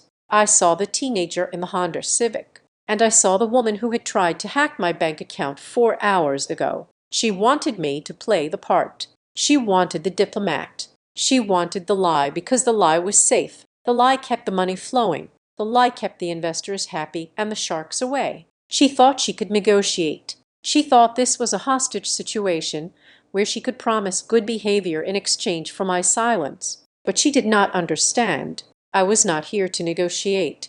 I was here to foreclose. I smiled at her. It was a smile that did not reach my eyes. I reached for the bottle of wine, the fake Chateau Margaux. I poured a glass for myself, filling it to the brim. I lifted the glass. "Ruin it." I whispered back to her, that my voice calm and terrifying. "Honey, I drank the wine. It tasted like vinegar and betrayal." I set the glass down hard. "I am just getting started." I did not sit down. Sitting implies I was joining the party. Sitting implies I was a guest. I was not a guest. I was the landlord serving an eviction notice. I turned away from the table, leaving Madison trembling in her wine-stained dress. I walked toward the small raised platform where the three-piece jazz band was playing a soft, offensive tune. The saxophone player saw me coming. He saw the look in my eyes and the way I carried myself. He stopped playing mid-note. The bassist followed suit. The drummer froze his sticks in the air. The silence in the room deepened. It was heavy and suffocating like the air before a tornado touches down. I reached out and took the vintage microphone from the stand. It was heavy chrome cold against my palm. I tapped it once. The sound echoed through the speakers, a sharp thud that made half the room flinch. I looked out at the sea of faces, the Beauforts, the investors, the hangers-on, and my daughter. My daughter told me I should not come here. I began. My voice was amplified, filling every corner of the room, bouncing off the gilded mirrors. She sent me an email at 3:00 in the morning. She said, "Dad, do not come. You do not speak French. You will not understand the culture. You will embarrass me." I paused. I let that sink in. I saw Madison close her eyes, tears leaking out. She knew what was coming. She knew there was no stopping it. She was right. I continued. "I do not speak French. I do not know the difference between a Bordeaux and a Burgundy. I do not know which fork is for the salad and which is for the fish. I am an ignorant American builder." I took a step closer to the edge of the stage. "But there are 2 languages. I speak fluently better than anyone in this room." I waited. The tension was so tight it felt like a wire about to snap. "I speak money and I speak truth. And tonight we are going to have a conversation in both." I reached into the inside pocket of my tuxedo jacket.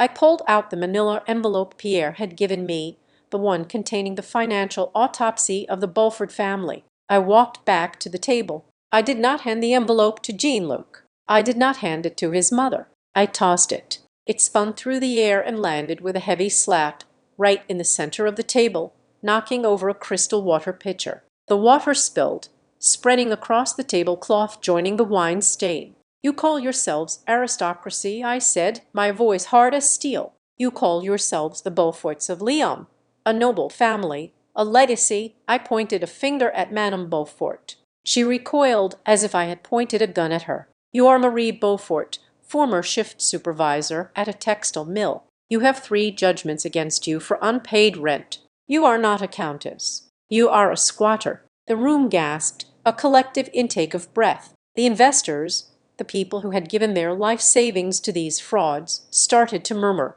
They looked at each other, confusion turning into suspicion. "And you," I said, turning my gaze to Jean-Luc. The Count, the businessman. Jean-Luc was gripping the table, his knuckles white. He looked like he wanted to run, but his legs wouldn't work. "You are an unemployed insurance salesman who got fired for stealing from the petty cash drawer. But that is not your biggest problem, is it, Jean-Luc?" I walked around the table until I was standing right behind him. I leaned down. "Your biggest problem is the 200,000 you owe to the casinos in Monaco. That is a lot of roulette wheels, son. That is a lot of bad bets." Jean-Luc flinched. He looked at the investors terrified.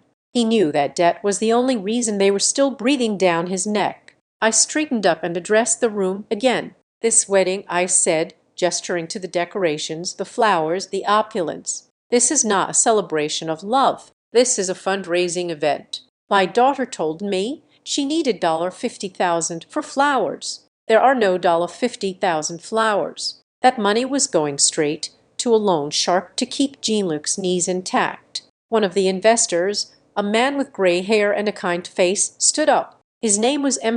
Dubois, the retired teacher Pierre had mentioned. "Is this true?" he asked, his voice trembling. "Is the money gone?" I looked him in the eye. "It is gone," I said. "Tech startup does not exist. The dividends do not exist. Your money went into a slot machine and it did not come back out." Pandemonium broke out. The investors surged forward, shouting at Jean-Luc, demanding answers. Madame Bouffe started screaming in French, calling me a liar, calling me a devil. Jean-Luc was shaking his head frantically, trying to deny it, trying to salvage the con.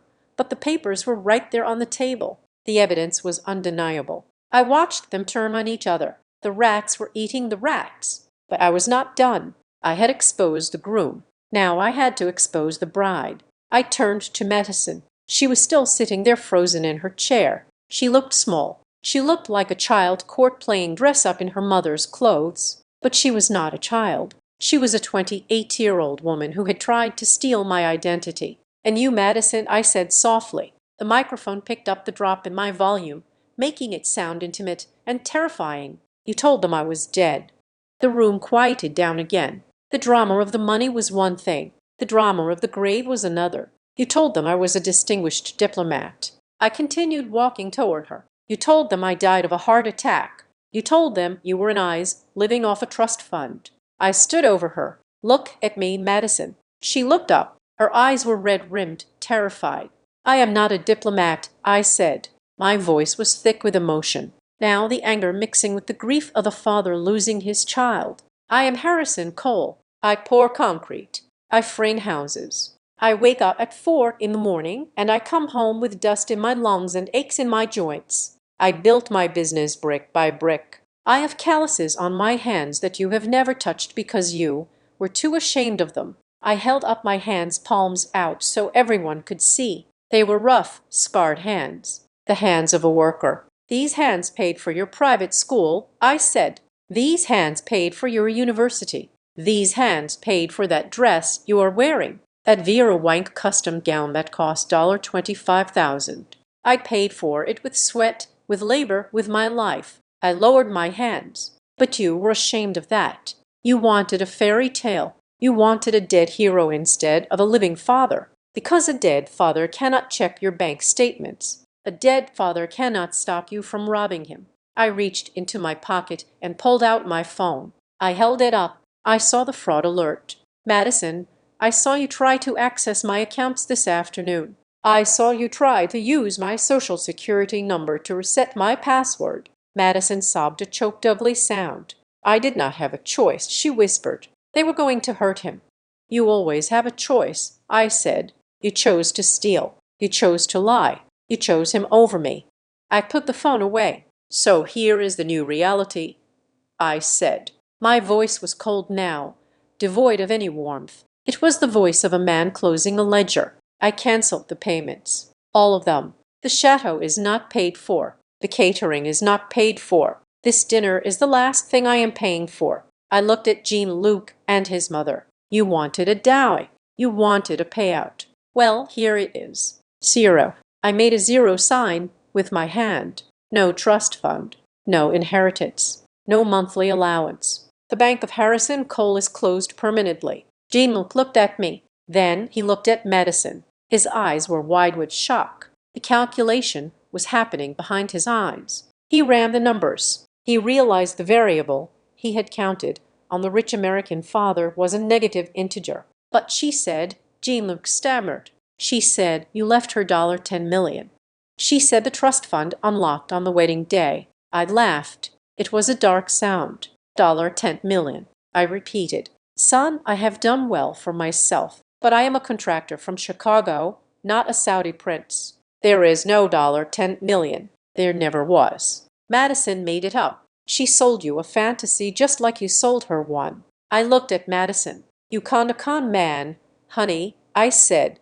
I guess you did learn something from me after all. You learned how to sell a blueprint before the building was up. Jean-Luc stood up. His chair scraped violently against the floor. His face was red, flushed with a mix of humiliation and fury. He was realizing that his escape plan, his golden ticket out of debt, his safety from the loan sharks had just evaporated into thin air. He looked at Madison. The look of adoration, the look of love, the look he had worn when they walked in was gone. In its place was pure, unadulterated hatred. You lied to me, he screamed. His voice cracked. Madison stood up, reaching for him. Jean-Luc, please, she begged.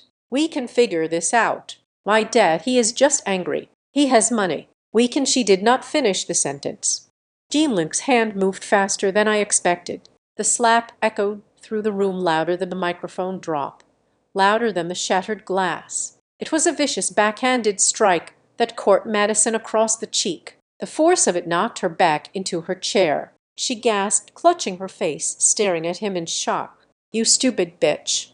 Jean-Luc screamed, standing over her. You told me $10 million. You told me it was guaranteed. The room erupted. The air was on his feet, moving toward the table, but I held up a hand to stop him. I needed her to see this. I needed her to feel it. Jean-Luc was not done. He grabbed the tablecloth and yanked it. Plates, glasses, silverware, and the flower arrangements crashed to the floor in a cacophony of destruction. $10 million, he roared, saliva flying from his mouth. I have people coming for me. Real people, dangerous people. And you bring me a bricklayer. He pointed at me, spitting on the floor. A bricklayer with empty pockets. Madison was crying, huddled in her chair, the red mark on her cheek growing brighter by the second. She looked at Jean-Luc, then she looked at me. She was waiting for me to step in. She was waiting for her father, the protector, the man who fixed everything to charge in and knock him out. She was waiting for the rescue, but I stood still. I watched the man she had chosen, the man she had lied for, the man she was willing to send me to jail for, show her exactly who he was. This was the lesson. This was the payoff. You lied to me, Jean-Luc shouted again, looming over her. You are nothing. You are a fraud, just like your father. I stepped forward, then just one step, enough to draw his attention. Be careful, son. I said, my voice low. I may be a bricklayer, but I have buried things a lot heavier than you in a foundation. Jean-Luc looked at me. He saw the size of my shoulders. He saw the calluses on my hands. He saw 50 years of hard labor staring back at him. He backed down. He looked around the room at the angry investors, at the ruined dinner, at the woman he had just hit. He realized he had lost. He spat on the floor one last time near Madison's feet. We are finished. He hissed at her. He turned and stormed toward the door, pushing past the stunned waiters. Madame Beaufort scrambled after him, clutching her fake diamond necklace, cursing in French. The door swung shut behind them. Silence returned to the room. But this time it was different. It was the silence of a battlefield after the shooting stops. Madison sat alone at the ruined table, the wine stain on her dress, the red mark on her face, the shattered glass around her feet. She looked up at me. "Dag," she whispered. I looked at her. I felt immense sadness wash over me, but it was not the sadness of regret. It was the sadness of grief. I was grieving the daughter I thought I had. I did not go to her. I did not hug her. I turned to the investors. "I am sorry for your loss," I said to them. "I truly am. But the money is gone. Do not look for it here." Then I turned and walked toward the exit. Pierre fell in step beside me. "Where are you going, Harrison?" he asked softly. "I am going to get a burger." I said, "I am starving." "But what about her?" Pierre asked, gesturing back at Madison, who was now sobbing into her hands. I stopped at the door. I looked back one last time. "She is in the rubble now, Pierre," I said. "Let her dig herself out. It is the only way she will learn how to build something real." I pushed the doors open and walked out into the Paris night. The air was cool and crisp. I took a deep breath. For the first time in 24 hours, I could breathe.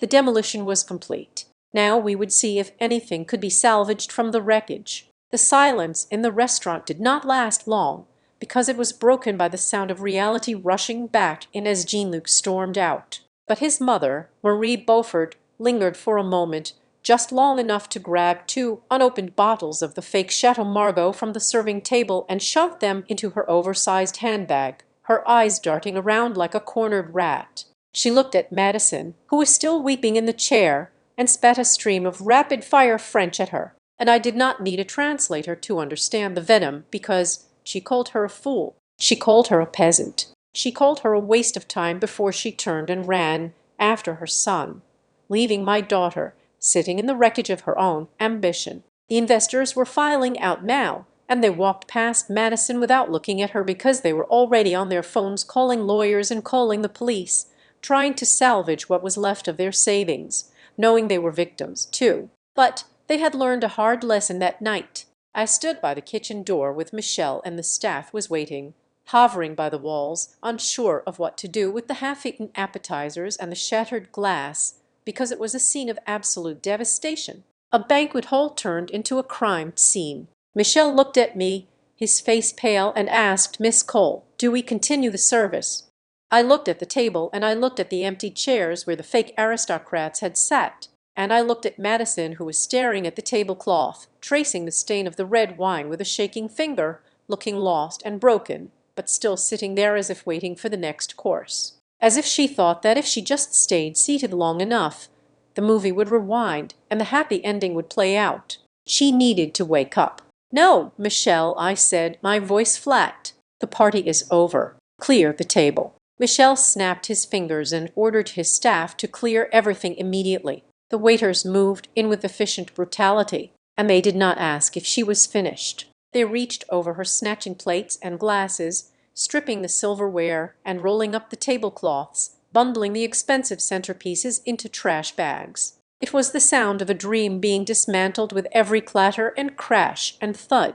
Madison flinched with every noise and looked up, blinking as the waiters took the bread basket from under her nose. "Duh," she croaked, her voice small and terrified. "Tell them to stop. We can still eat." I shook my head and told her there is nothing to eat. "Madison, the kitchen is closed." I turned and walked out the door into the cool Paris night, where Pierre was waiting by the curb smoking a cigarette, and he nodded at me a silent acknowledgement of a job done. I walked toward the taxi stand feeling exhausted, my bones heavy, just wanting to go back to my hotel, take off this tuxedo, and sleep for a week, but I heard the click of heels on the pavement behind me, fast, frantic steps. "Dad, wait!" she screamed. I stopped, but I did not turn around immediately because I took a deep breath, filling my lungs with the city air, steeling myself, knowing the demolition was over, but the cleanup was just beginning. I turned, and Madison was running toward me, looking like a spectre, her hair falling out of the chignon, her mascara running down her face in black streaks, the wine stain on her dress, looking like a wound in the street lights as she shivered in the night air, hugging her bare arms. She stopped a few feet from me, panting, and screamed, "You ruined it." The sadness I had felt inside the restaurant evaporated, replaced by a cold, hard stone in my stomach, because she still did not get it, even after being slapped by her fiancé and insulted by her future mother-in-law, and exposed as a fraud. Her first reaction was to blame me. "I ruined it," I repeated calmly. "Madison Horwin just saved you from a federal indictment. I just saved you from marrying a man who would have sold you to pay off a gambling debt. We were in love," she wailed, stomping her foot like a child. "We were going to build an empire. He had a plan, Dad. You just had to give us the seed money. You have so much. You are sitting on millions, and you let your only daughter suffer. You are selfish. You are cruel." I looked at her and saw the delusion in her eyes, deep and rooted in years of getting everything she wanted without working for it. I stepped closer to her and said, "I am not selfish. I am a father, and a father does not let his daughter marry a conman. A father does not let his daughter steal from him." "I did not steal," she argued. "I was borrowing it. I was going to pay you back when the trust fund unlocked."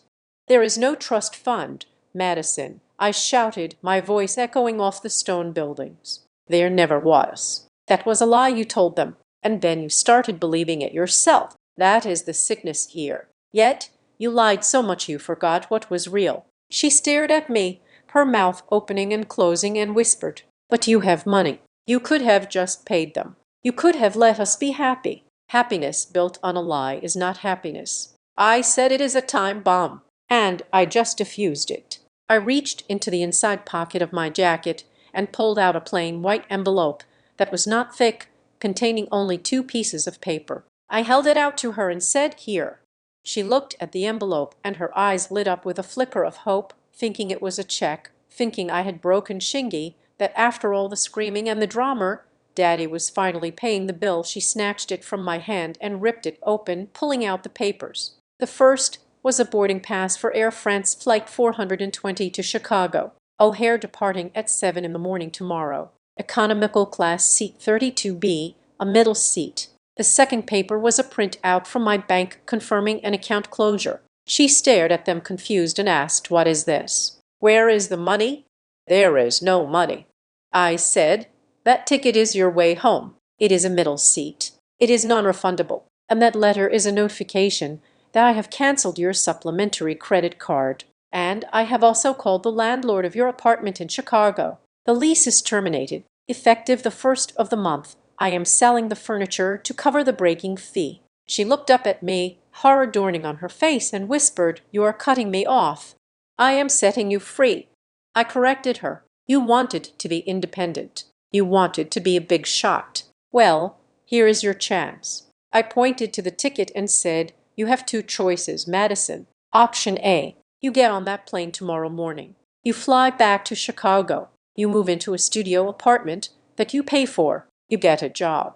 A real job. Waitress, receptionist. I do not care. You work. You pay your own bills. You start from zero. And maybe in a few years, when you have learned what $1 is actually worth, we can have dinner." She shook her head, tears flying, and asked, "What about option B?" "Option B," I said, gesturing to the streets of Paris behind her. "You stay here. You stay with your count. You help him pay off his 200,000 debt. You explain to the police why you were selling shares in a fake company. You figure it out without me, without my money, without my name. I cannot go back to Chicago," she sobbed. "I told everyone I was moving to Paris to live in a castle. They will laugh at me. I will be a joke." "You are already a joke, Madison," I said brutally. "The only question is whether you want to be a joke with a future or a tragedy with a prison sentence." She crumpled the papers in her hand and screamed, "I hate you. I hate you so much." "I know," I said, "and I can live with that because I love you enough to let you hate me." I turned away and walked toward the waiting taxi that Pierre had hailed, and I opened the door. "Dad, wait," she screamed, running a few steps after me. "You cannot leave me here. I have no money for a hotel. I have nowhere to go.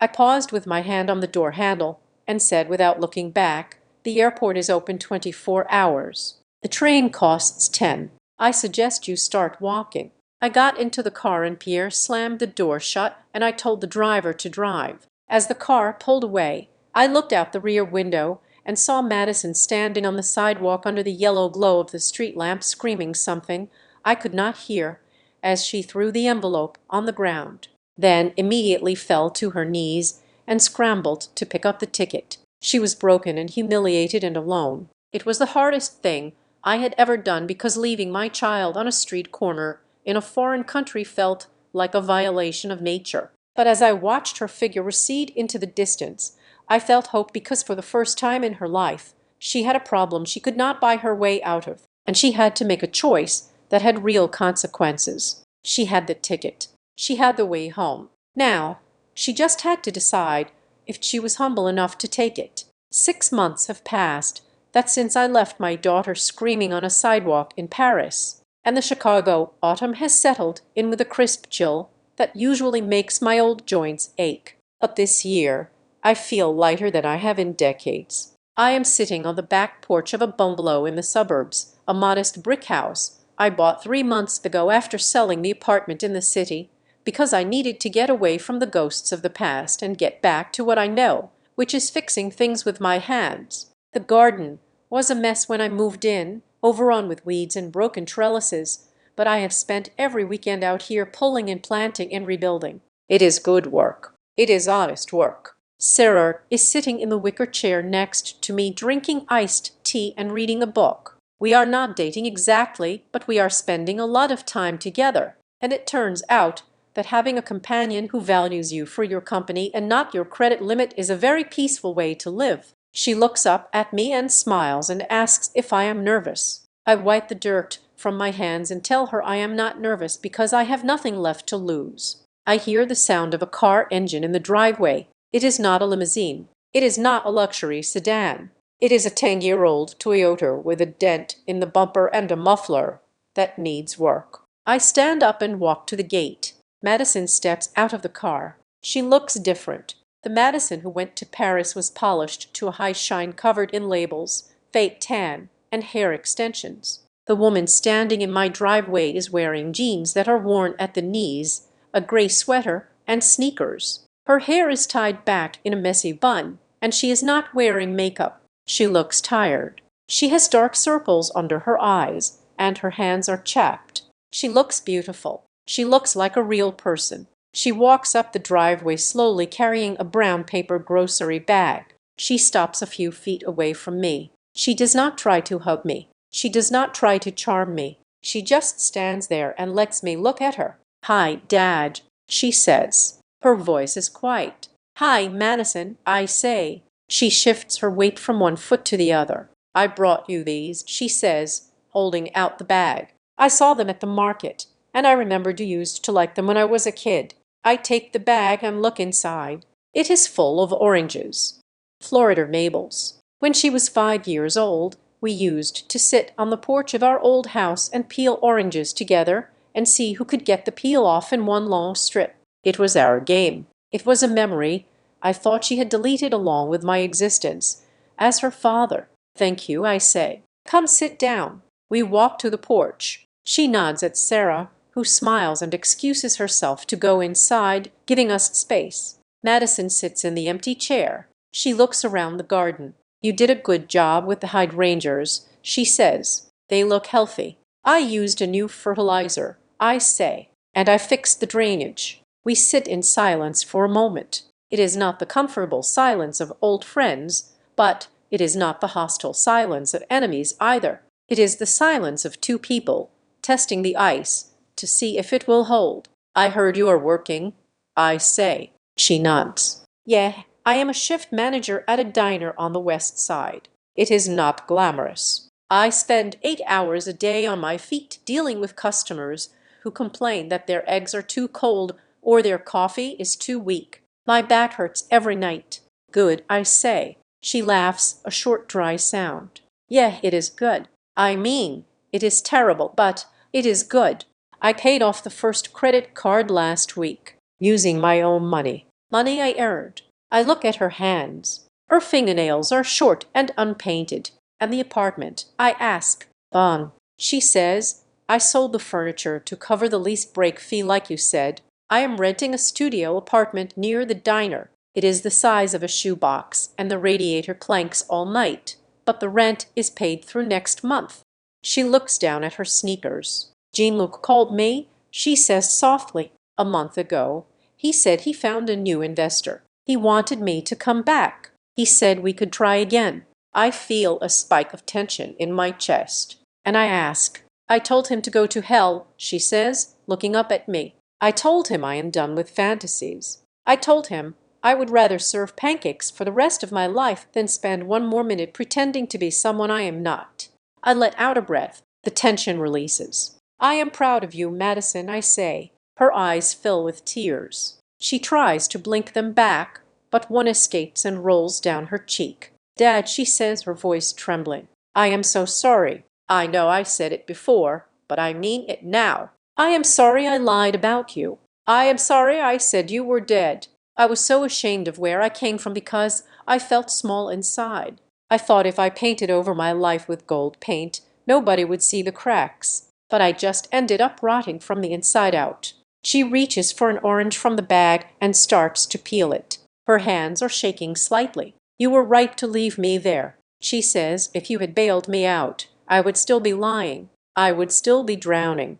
That ticket home was the hardest thing anyone has ever given me. But it was the only thing that could have saved me. She hands me a segment of the orange. I take it and eat it. It is sweet and tart. I am not going to pay your debts, Madison, I say. I am not going to buy you a house. I am not going to make it easy for you. I know, she says. I do not want you to. I want to do it myself. But maybe sometime we could just have dinner. Not at a fancy place. Just here, or at my place. I make a pretty good grilled cheese now. I smile. I would like that, I say. We sit there for a long time peeling oranges and watching the sun go down. We talk about small things, the weather, the cubs, the way the leaves are turning color. We do not talk about the money or the wedding or the humiliation. We have already said everything that needed to be said about that. Now we are just building, laying one brick at a time. Sarah comes back out with a tray of sandwiches. Madison stands up and helps her set the table. I watch them interacting. There is respect there. Madison is helping not because she wants something, but because she is a guest, and that is what you do. Later, after Madison leaves driving away in her beat-up car to go to her small apartment and her hard job, I stay on the porch. Sarah sits next to me and takes my hand. You did good, Harrison, she says. I look at the empty orange peels on the table. You know, Sarah, I say. I lost $150,000 on that wedding. The deposit on the chateau, the cancellations, the flights, the fees, it is gone. I burned it. Does it bother you? She asks. I think about it. I think about the years of work that money represented. I think about the concrete I poured and the winters I endured to earn it. No, I say it does not bother me. I look at the driveway where my daughter just drove away. Not as a princess, not as a fake eyes, but as a woman with dignity and a job. That $150,000 was not a loss. I say it was an investment. It was the most expensive education I ever paid for, but it worked. It bought my daughter back. It bought her soul back from the pawn shop she had sold it to. I look up at the sky. The stars are coming out over Chicago. The same stars that are shining over Paris. Somewhere in France, Jean-Luc is probably running from a debt collector or looking for the next victim. He is still trapped in the lie. But we are free. Madison is free from the delusion. And I am free from the burden of being used. I squeeze Sarah's hand. I am ready for dinner, I say. We walk inside and I close the door, leaving the cold night behind. The house is warm. It smells of oranges and old wood. It feels like a home. And for the first time in a very long time, I know that everything is going to be okay because the foundation is solid again. And on a solid foundation, you can build anything. I learned the hard way that you cannot buy character, and you certainly cannot buy respect. For years, I thought being a good father meant removing every obstacle from my daughter's path, but I was wrong. By giving her everything, I robbed her of the struggle that builds true strength. When I cut the financial cord, I thought I was losing her forever, but I was actually saving her life. True love isn't about enabling comfortable lives. It is about having the courage to force the painful truth. The best inheritance I can leave Madison isn't a trust fund or a title. It is the knowledge that she is strong enough to stand on her own 2 feet without my wallet as a crutch. Looking back now, I don't tell this family story with pride. I tell it as a warning. Don't be like me. Don't believe that love means endless sacrifice without limits.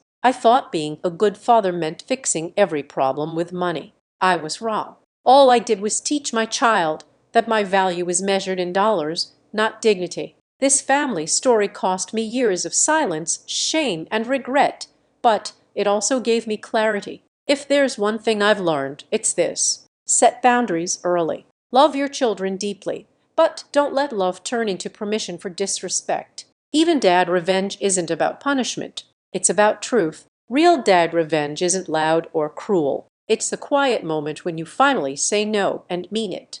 There were nights I asked God why this had to happen. I questioned God when my own child erased me from her life. And in the end, it was God who reminded me that correction is sometimes the highest form of love. Truth hurts, but lies destroy. This family story only healed once the lies were exposed. If you're watching this and feeling used, invisible, or treated like a walking wallet, hear me clearly. You deserve respect. Standing up for yourself doesn't make you heartless. It makes you honest. Sometimes dad revenge isn't about tearing things down, but about refusing to keep building on a broken foundation. And yes, dad revenge can lead to redemption if it's rooted in truth, not bitterness. Before you go, I'd love to hear from you. Where are you watching from, and what would you have done in my place? If this story resonated with you, please consider liking the video, sharing it with someone who might need it, and subscribing to the Azad Revenge Stories channel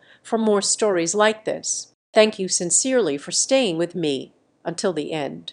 And one last note, before you move on, upcoming stories may include some fictionalized elements crafted for educational and storytelling purposes. Any resemblance to real people or situations is coincidental, but the lessons are very real. If this type of content isn't for you, feel free to exit and choose something that better fits your space. Thanks to all.